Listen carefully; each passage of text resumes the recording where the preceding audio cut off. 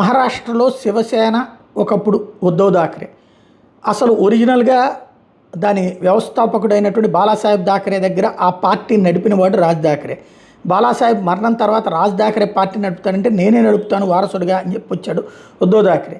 But అసలు వారసత్వాలు వద్దని చెప్పింది బాలాసాహెబ్ థాక్రే అంటే లేదు లేదు మేము చేస్తామన్నారు. అప్పుడు ఒప్పుకున్నారు. రాజ్ థాక్రే వేరే పార్టీ పెట్టుకున్నాడు. ఇటు వీళ్ళిద్దరికి మధ్యన సంఘర్షణ వాతావరణం. రాజ్ థాక్రే శాంతం పతనమయ్యాడు.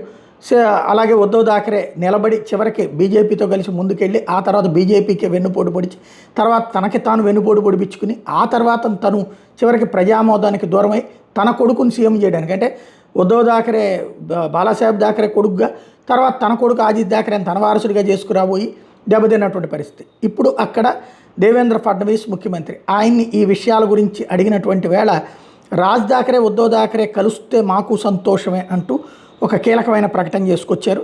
అది ఇప్పుడు పెద్ద ఎత్తున వైరల్ అవుతున్నటువంటి వాటిలో ఒకటవుతోంది.